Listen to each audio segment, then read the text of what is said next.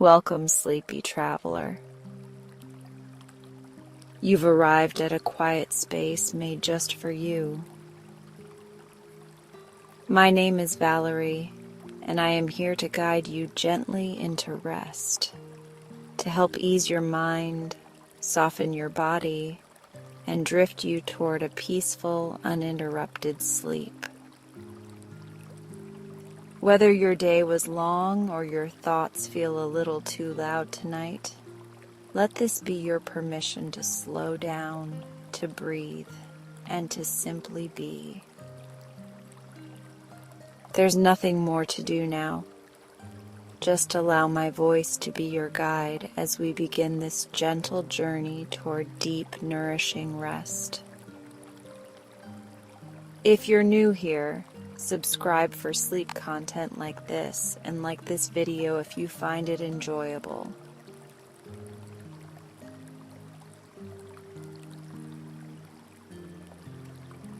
Now let's begin.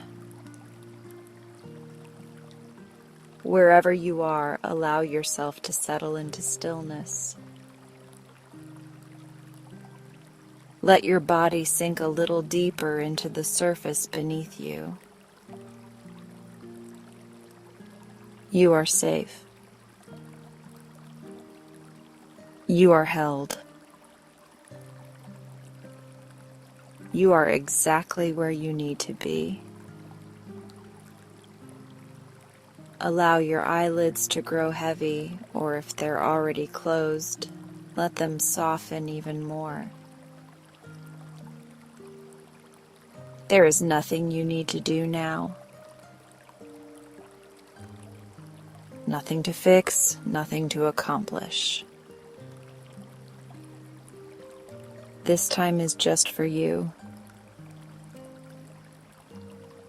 A gentle pause, a quiet invitation to return to yourself. Notice the rhythm of your breath just as it is. No need to change anything. Simply observe the inhale and the exhale. Breath moving in and breath moving out. Each breath a lullaby. Each breath a soft wave washing over you. With every breath, your body begins to unwind. Your shoulders melt just a little more with every exhale. The muscles in your face soften. Your jaw unclenches. Your hands release whatever they've been holding. You are safe to let go now. Let go of the noise from the day. Let go of the expectations. Let go of the striving, the shoulds, and the spinning thoughts. They are not needed here. You have permission to simply rest. Let this moment be your sanctuary, a gentle space just for you. Feel your breath beginning to slow down. Inhale through your nose slowly, and exhale gently through your mouth. Again, inhale and exhale. Feel how your breath begins to guide your body into a rhythm of release. Inhale softness. Exhale tension. Inhale peace. Exhale the day. If thoughts begin to wander, that's okay. Just gently guide your awareness back to the sound of my voice, back to your breath, back to this moment. You are not behind. You are not late. You are not too much or not enough. You are simply here, resting as you were always meant to. Let this stillness wrap around you like a soft blanket. Let it cradle you. Feel your body growing heavier yet lighter somehow. Supported. Comforted. At ease. Let yourself drop gently into this peace. You are not alone. You are part of something vast, something quiet and kind. The stars are watching over you. The earth is holding you. Everything you need is already here. There is nothing more you need to chase. Nowhere else you need to be. You can breathe freely. You can be gentle with yourself now. Let go of the armor. Let go of the tension that's been living quietly in your chest. Let it all melt, dissolve, fade.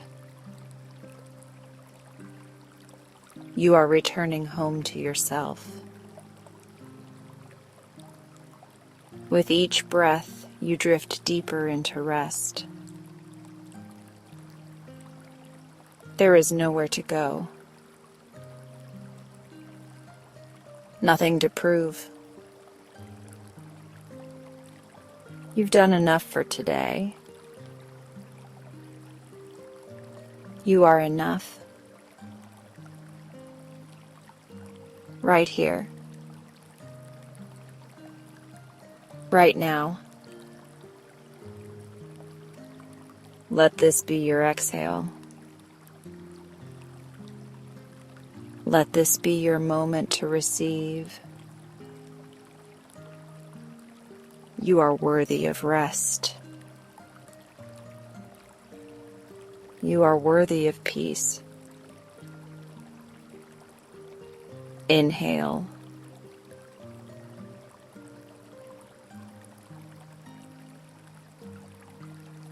You are doing beautifully. Let this soft silence be your companion now. Nothing to fill. Nothing to fix. Just this gentle breath. And this moment of deepening calm.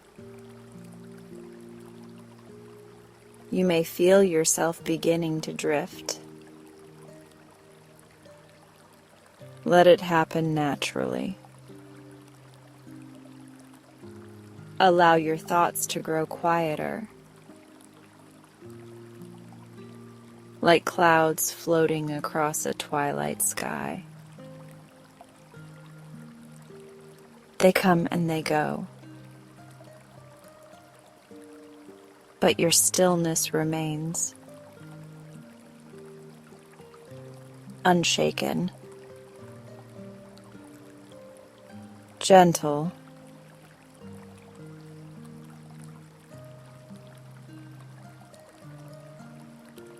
there's no need to hold on to anything. You can let go and simply be. Let your breath lead the way. One soft inhale, one smooth exhale. All is well. All is calm. You are ready now to enter deeper waters, to journey softly into sleep. This is just the beginning, and you are welcome here. Always. Take a soft breath in and let it drift slowly out like the tide. Now imagine yourself gently descending down through layers of shimmering blue, as if you are weightless, suspended in a calm, tranquil sea. You feel safe, cradled by the rhythm of the water. All around you, tiny streams of bubbles rise like floating pearls. And the deeper you go, the quieter everything becomes. You drift slowly past beams of sunlight, their golden ribbons reaching down into the blue. Below, the ocean floor appears, soft and dappled with light. A bed of gentle sand stretches wide like a dream, with coral gardens rising like delicate castles. You float effortlessly just above the seabed, every motion slow and smooth, as if time itself is pausing to breathe with you. To your left, a coral archway welcomes you. It's carved naturally over centuries, adorned with swaying sea fans and clusters of soft pink coral. You pass beneath it like entering another world. The water around you glows faintly turquoise, illuminated by the quiet pulse of sea life. Small shimmering fish dart through the coral, their scales catching the light like flakes of silver and sapphire. Each movement is slow, dreamlike. You glide deeper into the coral garden. Sponges bloom in soft, rounded shapes, while anemones wave gently, as though greeting you with delicate arms. A sea turtle floats beside you now, calm and curious. It moves with the grace of an old soul. unbothered by time. You follow it as it leads you past coral towers, past little caves where creatures sleep quietly, tucked into shadows, wrapped in the lull of the deep. A soft current brushes past your shoulders. It's warm, like a gentle whisper. Ahead, you see the faint outline of something ancient.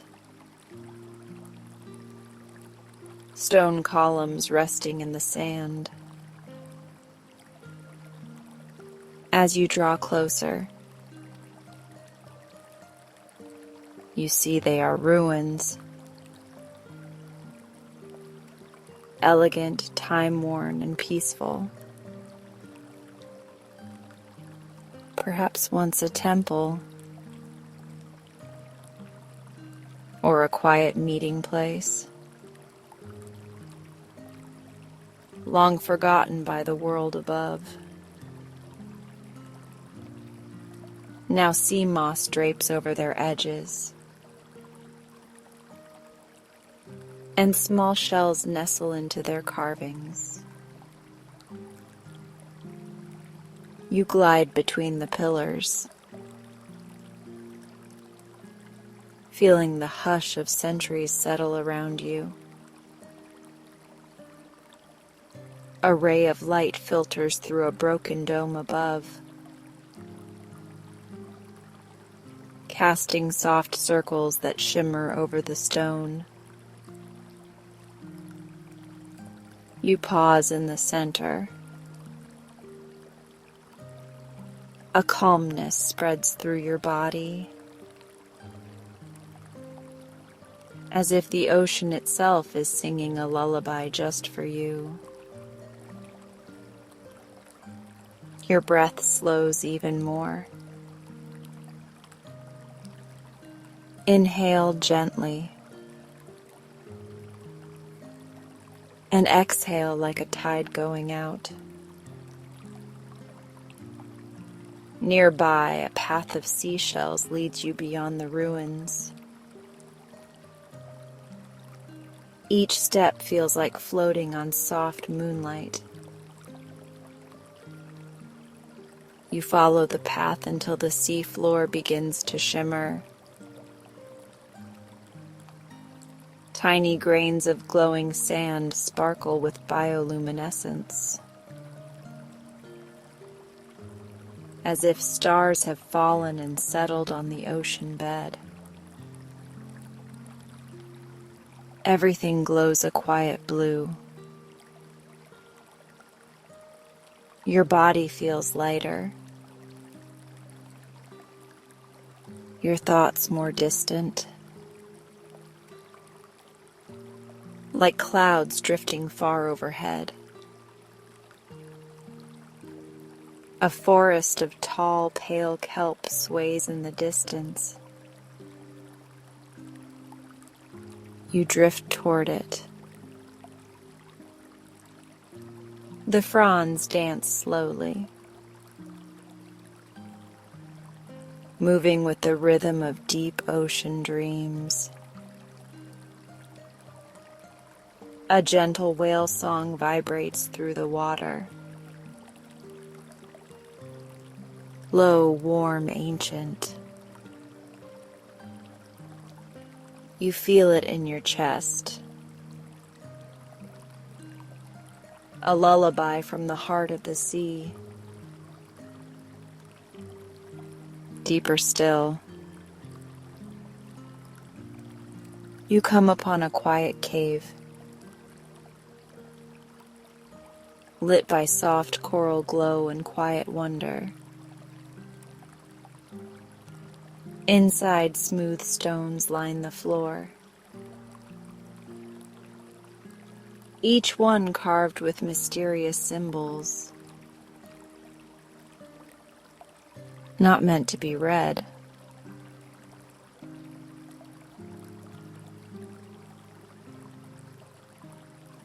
You rest here,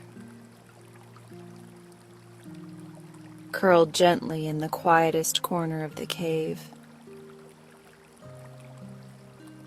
weightless, drifting, safe. Your breath matches the rhythm of the ocean's pulse. Slow, gentle, infinite.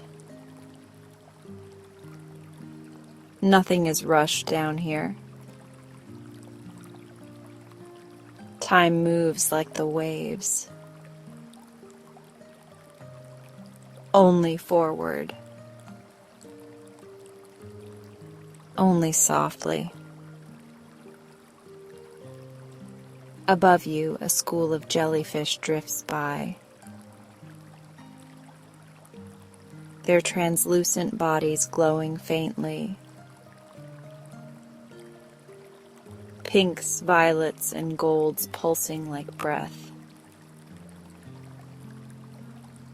You watch them dance. Each one a lantern in this watery sky. The sea wraps around you like a blanket. Soft, deep, comforting. A lull settles over everything now. The coral. The ruins. The sands. All whispering good night in the language of water. You float gently upward again. Not quickly, just slowly rising, as if the sea is guiding you toward sleep. Past the glowing sands, past the swaying kelp, past the ancient arches. Everything becomes quieter, softer, like a dream within a dream. You return once more to the coral garden, lit now by moonlight filtering down from the world above. Your sea turtle friend waits, still and peaceful. Together you float one last time through the coral, where starfish rest and the sea hums you to sleep. You drift and drift and drift until even the water begins to fade, and you are only breath. Only peace, only sleep. You are safe. You are loved. You are home beneath the waves.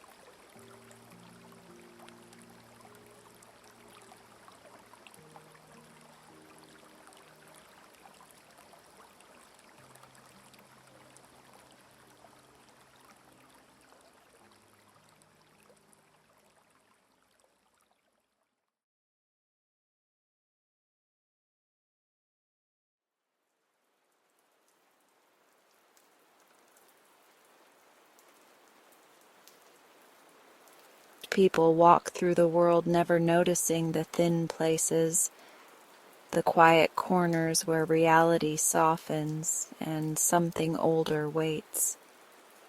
That night, as the city hummed with sleep and the sky folded into violet dusk, I found one. Not by plan, not by luck, just by listening to the silence and letting it lead me somewhere I didn't know I needed. It was an alley I'd never seen, a door that shouldn't have been there, and beyond it, a library that read me. I couldn't sleep. Every time I closed my eyes, I heard it again, the faint rustling of pages, the hush that hung in the air like a secret too heavy to be carried alone. The memory of that golden-lit library tucked between the alleyways pulsed behind my eyelids, soft and insistent. My fingers itched, not for my phone or my books or even my sketch pad, but for the worn wood of that door and the scent of old paper breathing magic into the night. So I got up. I didn't even change out of my sweatshirt. I pulled on shoes and stepped into the blue hush of the sleeping world. The city, even in its silence, hummed faintly. Distant cars, the occasional drip from a gutter, my own footsteps echoing softly. I turned the same corners as before, guided more by instinct than memory. And when I reached the alleyway between the two crumbling brick buildings, I felt that same pull in my chest.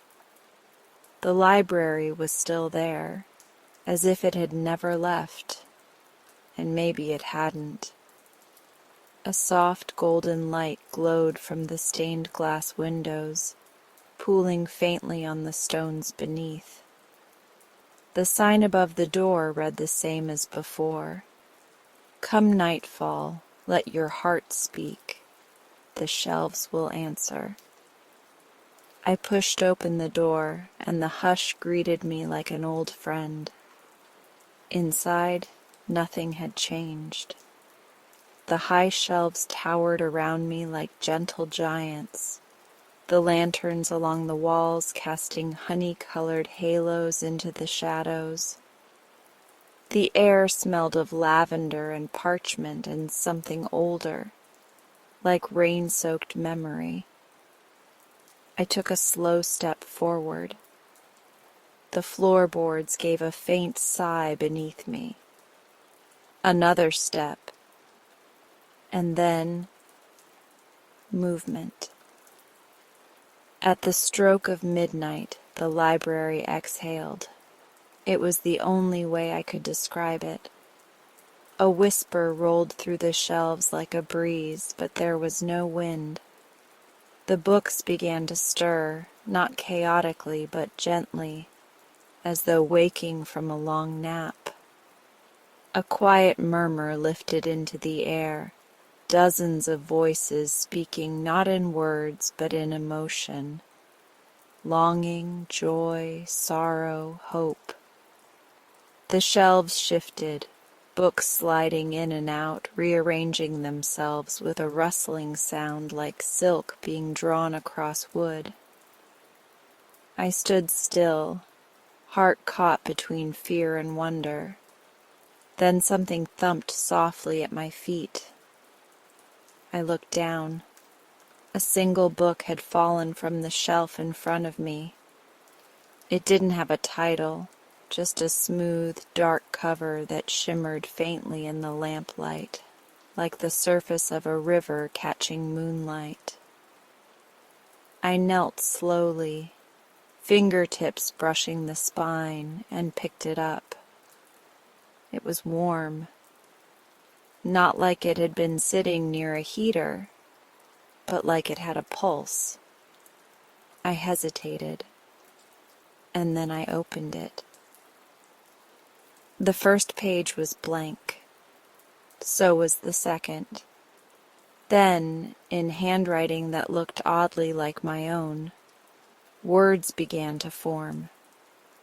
I didn't write them. I didn't even breathe. But the ink spilled across the page in looping strokes, and I read the first sentence aloud before I could stop myself. She had always been afraid of being too much and not enough at the same time. I froze. It wasn't just a story. It was my story. I sank onto one of the velvet armchairs nearby, book open on my lap, eyes wide and disbelieving. The story that unfolded wasn't word for word my life, but it felt like it had been born from my marrow. A girl who hid her drawings because she feared they wouldn't be understood, who whispered truths into her pillow at night because the world didn't know how to hold them, who once told a joke in class and was met with silence, so she learned to laugh alone. Each page held something I hadn't known I'd given away, memories I'd buried, wishes I'd never dared to say out loud, quiet hopes flickering like candlelight that someone would see her, not the mask, not the shell, but the real her, the girl underneath the quiet, the girl who was me. Tears blurred the page. I blinked them away. Somewhere in the library, a grandfather clock chimed once. The book paused, just stopped writing like it was waiting. I reached forward and touched the ink with trembling fingers. "Why?" I whispered aloud. "How do you know me?" The ink shimmered. New words began to form on the page. "Because you spoke, and the shelves listened." I stared, breath caught. Spoke? but I hadn't said anything. Not really, not out loud. And then I remembered. Come nightfall, let your heart speak. The shelves will answer. Somehow I had spoken, maybe not with words, but with ache, with longing, with every piece of myself I didn't show the world. And this library had listened. I flipped the page. More words waited. She didn't know it yet, but the night had chosen her, not to read the stories, but to remember them. Because once, long ago, she too had been part of a story forgotten by time. I shivered. That didn't feel like it was about me. That felt older, bigger. The pages shifted, and now the story was no longer about the quiet girl. It was about a library built between moments, hidden in the slivers of time where people forgot to look.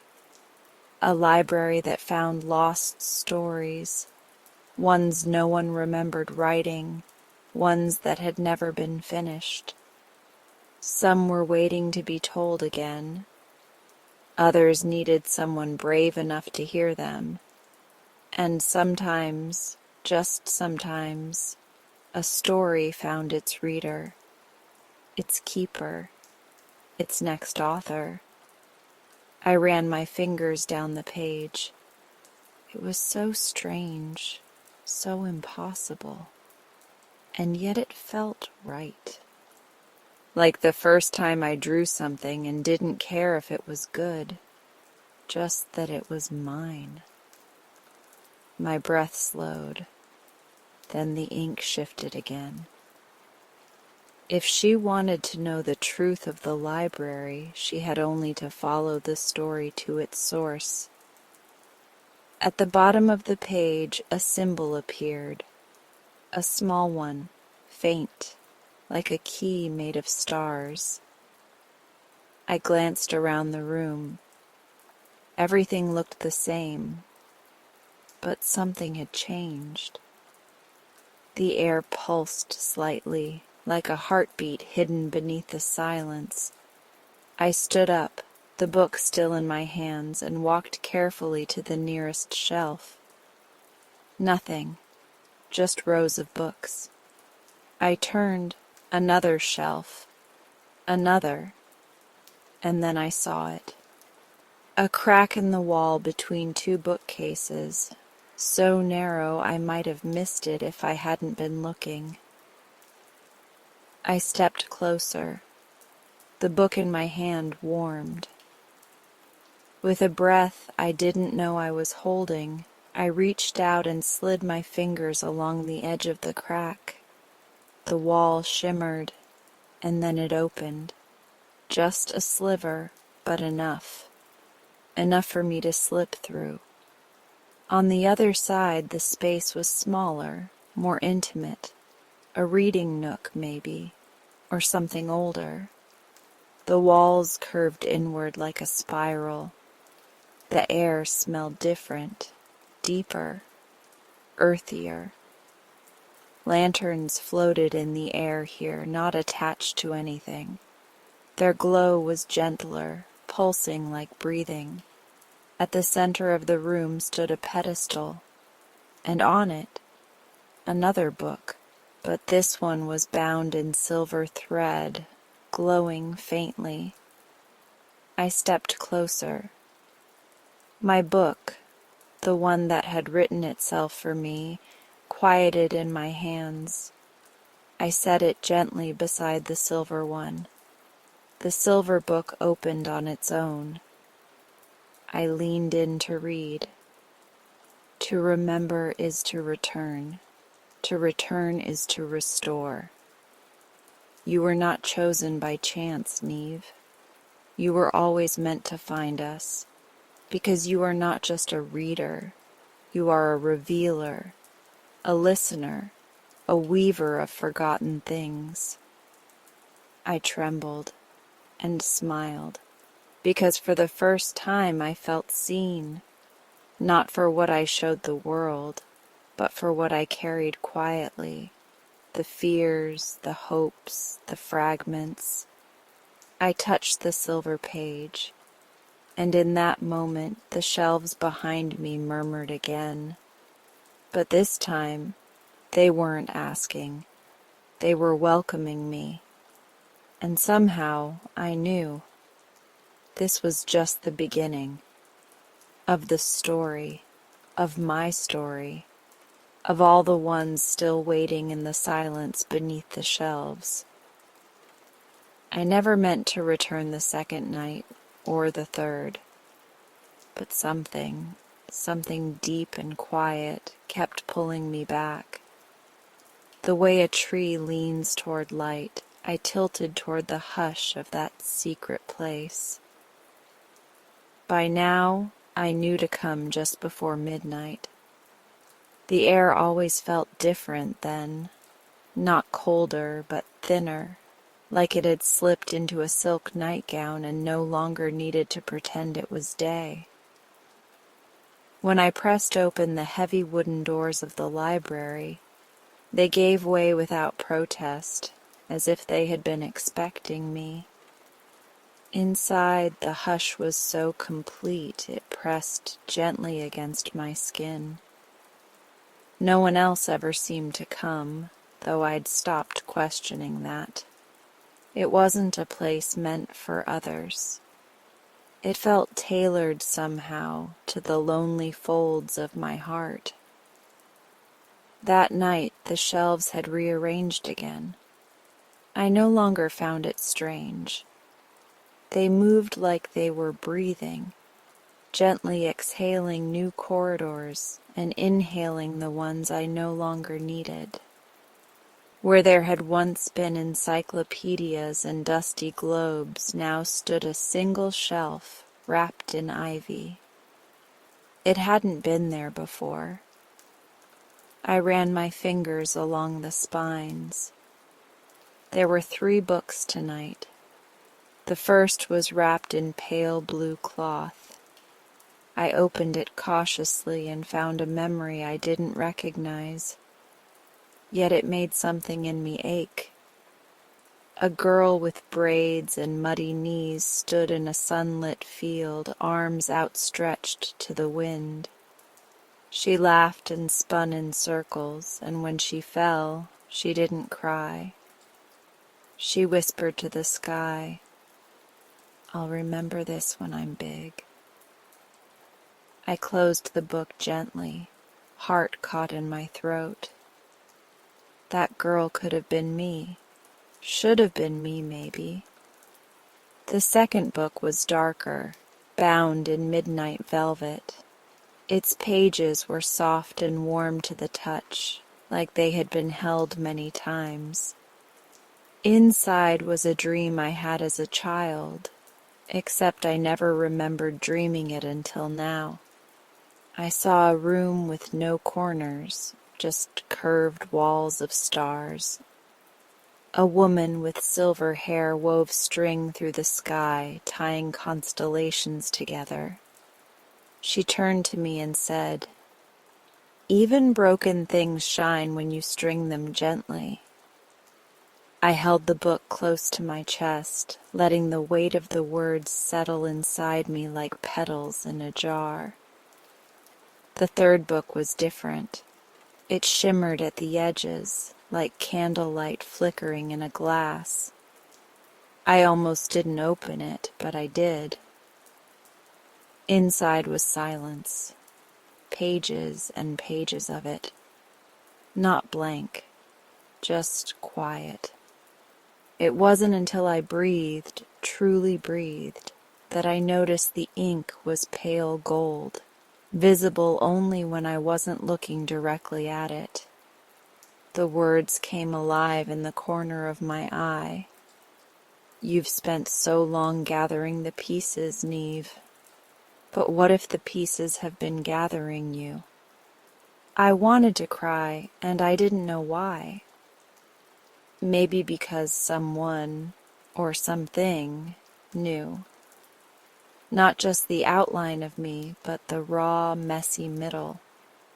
And instead of turning away, it wrapped its arms around me in stories.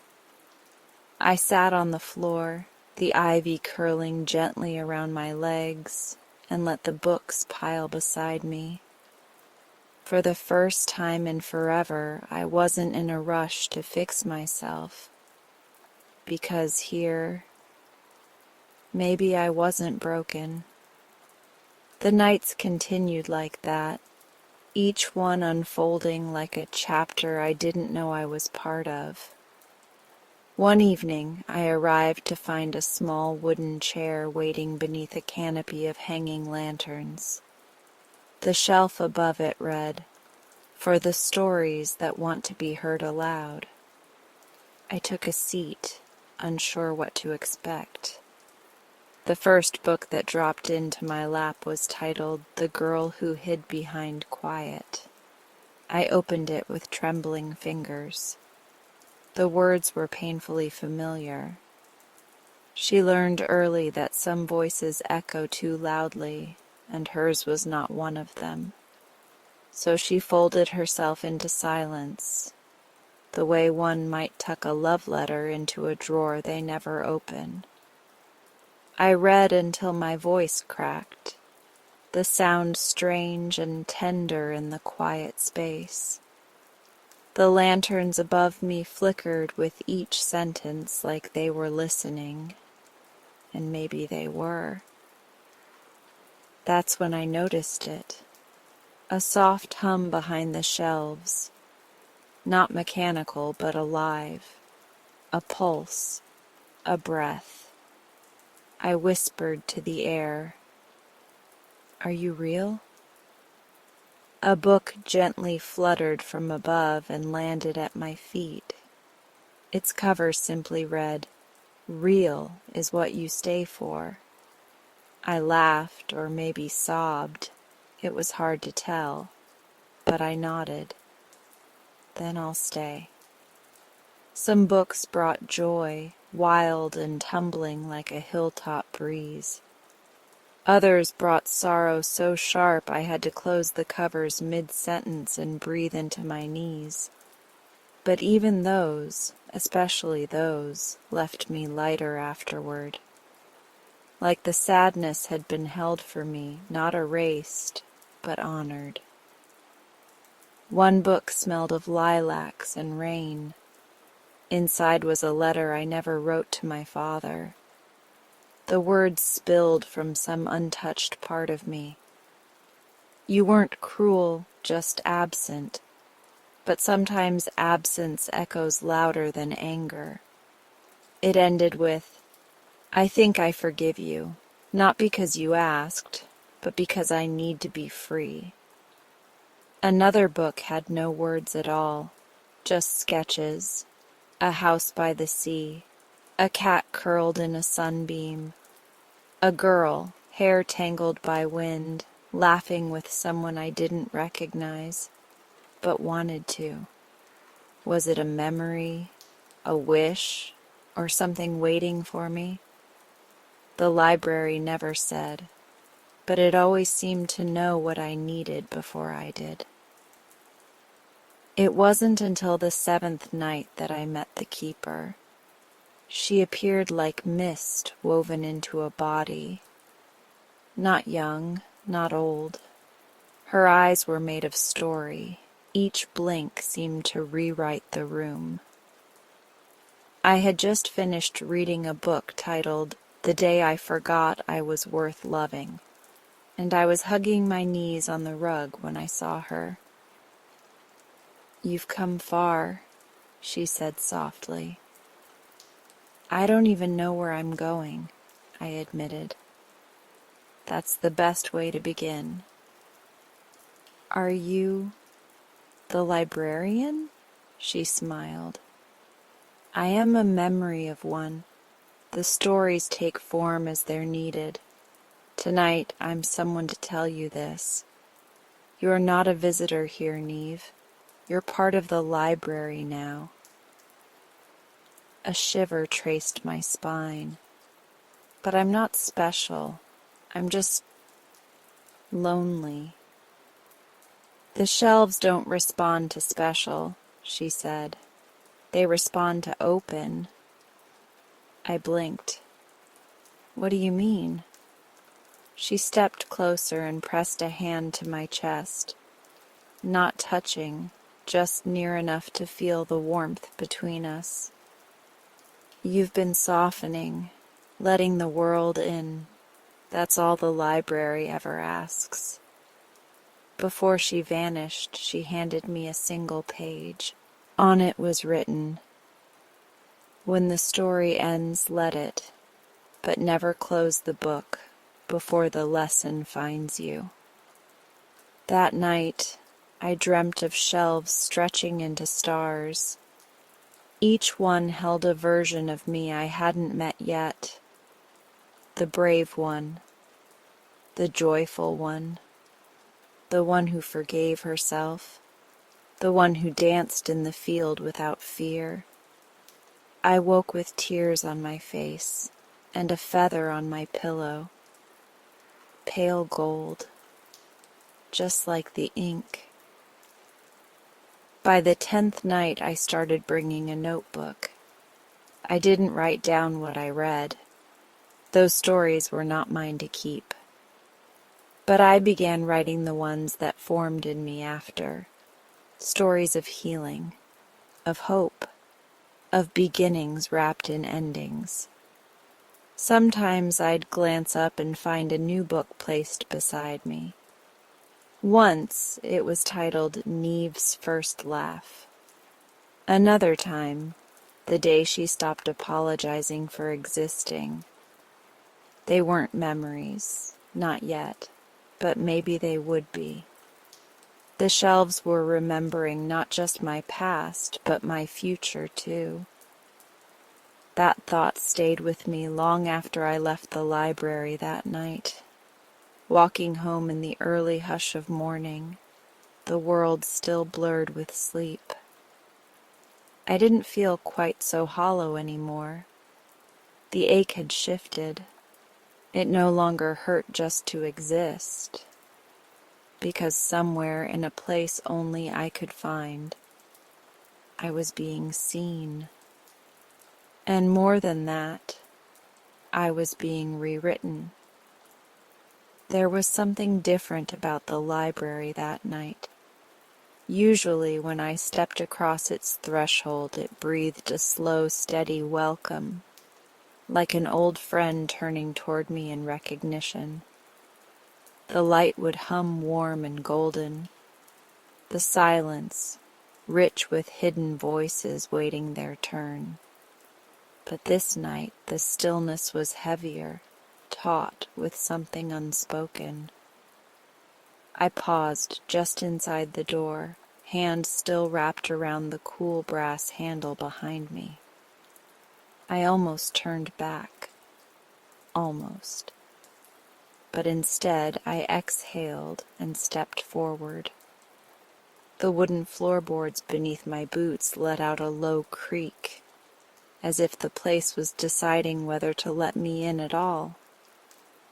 And then the shelves, which normally shifted with a kind of graceful certainty, seemed to hesitate. A stuttering motion, books trembling slightly, some pulling back. The quiet was sharper now, as if it were watching me.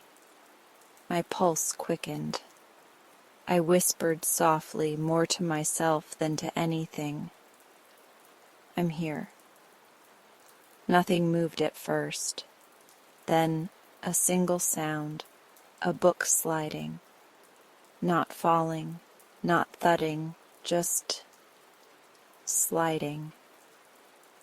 I turned toward the far wall, one I hadn't explored in detail before. Its shelves were taller, darker, crowned with time. And there it was, a small book bound in navy cloth, dust thick across its spine. It had dislodged itself slightly, leaning forward as if waiting to be chosen. But unlike the other books that offered themselves freely, this one held back. It was present, but reluctant. I reached out and rested my fingertips against its edge. A sharp chill raced up my arm. I pulled my hand back. The book didn't want to be read, or maybe part of me didn't want to read it. I took a breath and tried again.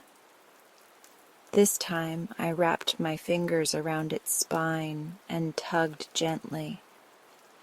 It came free with a soft sigh of displaced air, and I cradled it in my hands. There was no title, no markings, just that soft navy cloth and a faded, threadbare corner that looked as if it had been held tightly once, a long time ago. I carried it to my usual table, the one by the tall window with the ivy-etched glass. The night outside was unusually dark. No stars, no moon, only a deep, absorbing black. I lit the small oil lamp beside me, its flicker casting slow-moving shadows.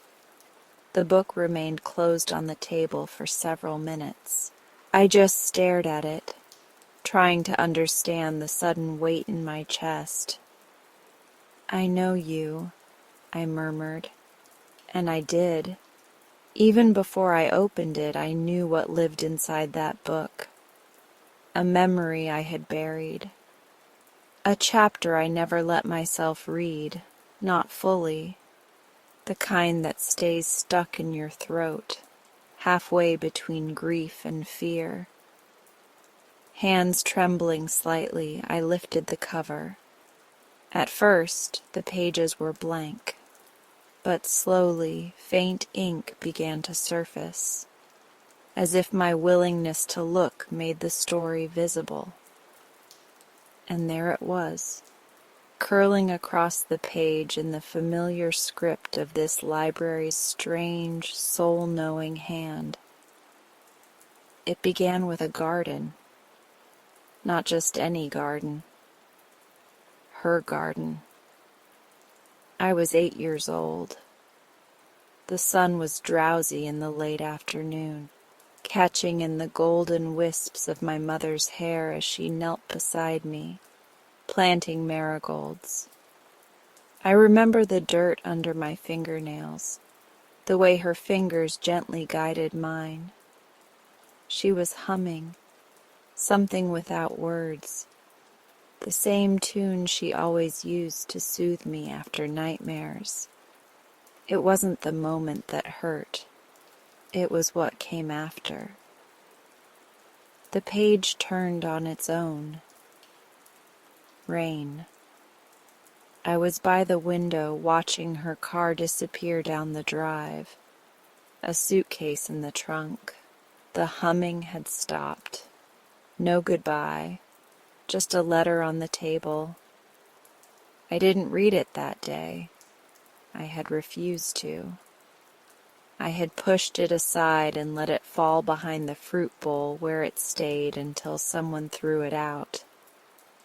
I'd pretended that forgetting it would make it untrue, and it had worked, or at least I thought it had. The next page curled forward. I was older, 12 maybe, at the school art show. A girl from my class asked what my mother looked like. I lied, said she lived in another city, said we talked often.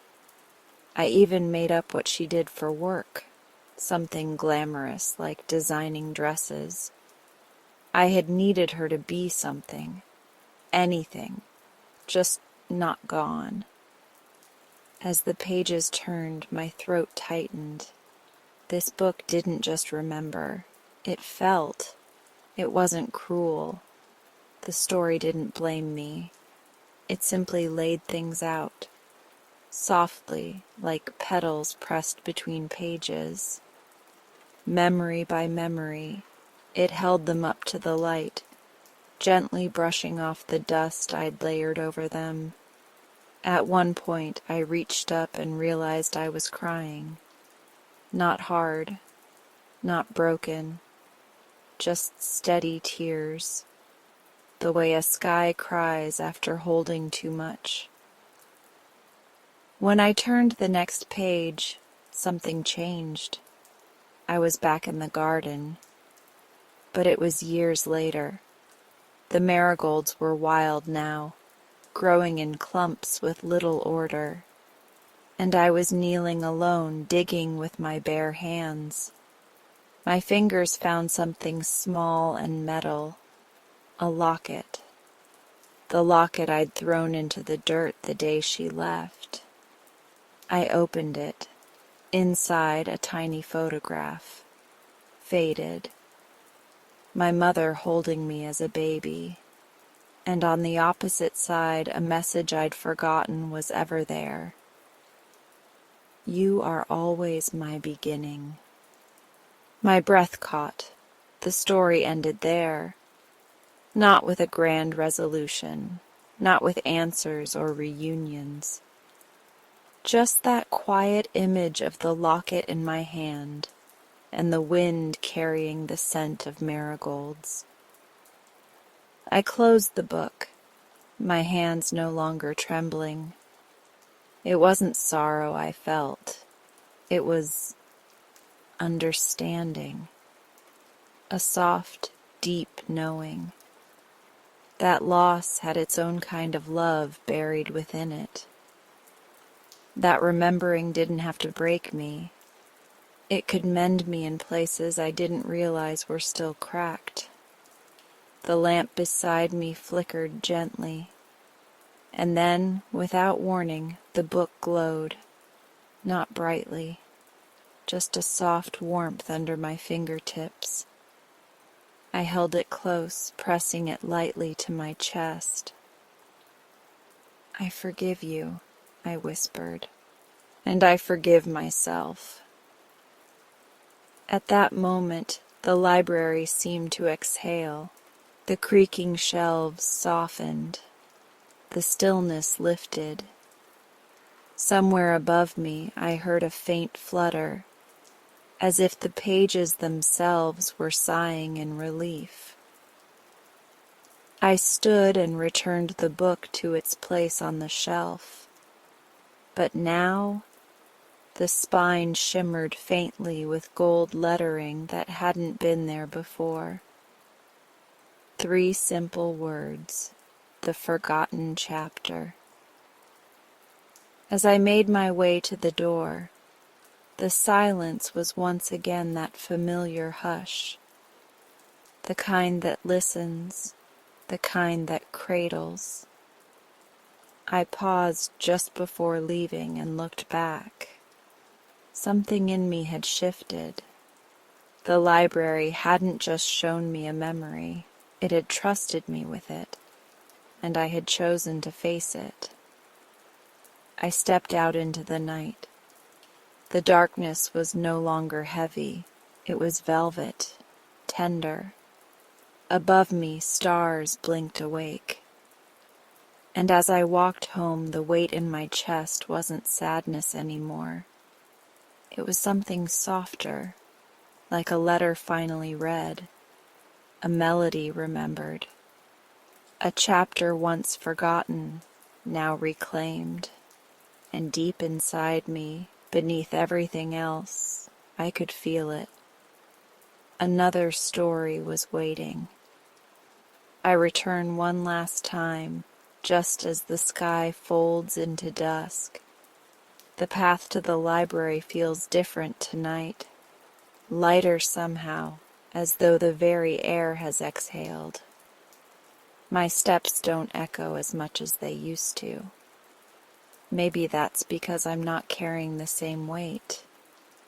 The door creaks in greeting, and the hush inside welcomes me like an old friend.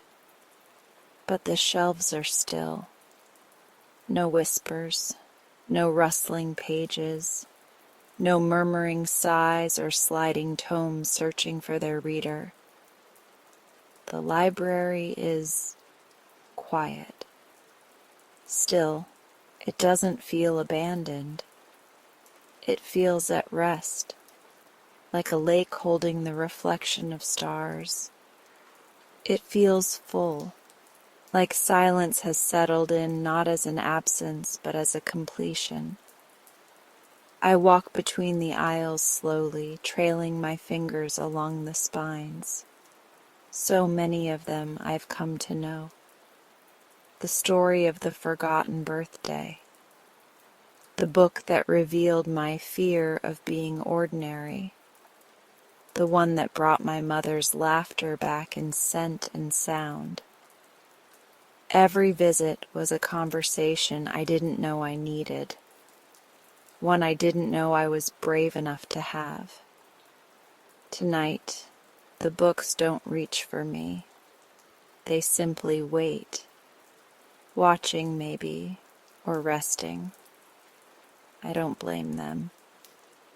At the center of the library, where the lanterns always glowed the warmest, a single object rests on the old wooden table. A journal, blank. Its cover a soft linen blue, bound with a thin thread of gold that glimmers faintly, like morning dew catching first light. It hums, not audibly, but deep within, a vibration that matches the rhythm of my chest. I reach out and place my palm on it. The hum steadies, matches my pulse. It doesn't open itself to me. It doesn't need to, because this time it's mine to fill. I lower myself into the familiar chair, the one that creaks in a way that makes it sound like it's sighing with me. The smell of worn pages and candle wax hangs gently in the air. I open the journal to its first page. It is crisp, untouched, yet it carries the same faint warmth as a book just finished. I hold the pen loosely between my fingers. No book writes itself tonight.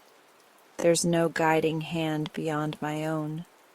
For the first time since discovering the library, the story will come from me. And I know exactly what to write. Not because I've planned it or dreamed it, but because I've listened to the shelves, to the stories, to the quiet voice that lives deep within, beneath fear and memory and time. I begin. My name is Neve, and for a long time I didn't know where I belonged. The words come slowly, then faster, then all at once like spring rain on glass. I write of my first visit, how I wandered in looking for something I couldn't name. I write about the books that found me, each one opening like a door I'd locked long ago. I write about the chapter I couldn't bear to remember, and how even that pain softened when held by the library's hush. I write not to explain, not to prove, but to remember, to hold, to release. The pen doesn't tire, neither does my hand. The library watches but says nothing, and yet, as I write, I feel its approval. Not in sound, but in sensation. A soft warmth in the soles of my feet. A gentle draft that smells like pine and parchment. A quiet pulse in the table beneath my elbow. I don't know how long I write, minutes, hours, lifetimes. But when I finally pause, I've filled many pages. And more importantly, I've filled something in myself. When I close the journal, the golden thread catches the light and shimmers as if pleased. I press the cover gently, and it emits a final soft hum, like a cat curling into sleep. Then the lanterns above me dim, not in sadness, but in completion. A gesture of closing. I rise slowly, and though my bag remains empty, I feel heavier, in the way a heart feels heavier when it's full of something warm. The journal stays with me. I don't have to ask. I know it belongs to me now. As I make my way to the entrance, I stop once more at the threshold and glance back. The shelves stand unmoving, the books still and quiet. The light is fading, the last glow pooled in the corners like twilight in an old room. Thank you, I whisper, for holding my stories when I couldn't, for showing me what I'd forgotten, for teaching me how to listen. The door doesn't creak this time. It simply opens, as if it too has grown still. The alley beyond is cool, the air carrying the scent of night-blooming jasmine. I step out and close the door behind me, but the silence does not stay behind. It comes with me, not as a hush, but as a knowing. Later, at home, I place the journal beside my bed. The hum is quieter now, more like a purr. I no longer dream of libraries or shifting shelves. Instead, I dream of open fields, of wind threading through tall grass, of words taking root in soil and growing into soft-bloomed stories. I write in the journal each morning, sometimes just a sentence, sometimes pages. I write about what I see, what I feel, what I begin to understand. I write about the light through my window and the ache in my chest when I pass the bakery where my father used to take me. I write about how grief comes in waves and how memory can be both anchor and sail. And each time I feel the whisper of the library, not telling me what to say, but listening, patiently, kindly. And I realize something I didn't understand before. The magic of the library was never just in its walls. It was in the act of reading what had been hidden, in facing the stories I didn't know I needed, in allowing silence to speak, and most of all, in learning to write my own. Weeks later, I pass the alley again. The entrance is gone. Just brick and ivy now, as if the door never existed. I stand there for a long moment, waiting, hoping. But the truth is, I don't need to go back. I carry it with me now, the hush, the glow, the gentle invitation to listen. And when the world grows too loud, I do not wander lost. I open the journal, I let the words return, and there, in the space between them, the library still lives, not behind a door, but within me, always.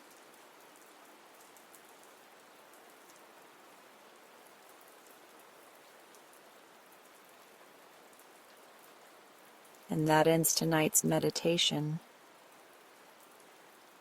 You're welcome to stay for a bit longer if you like. Have a beautiful night. Until next time.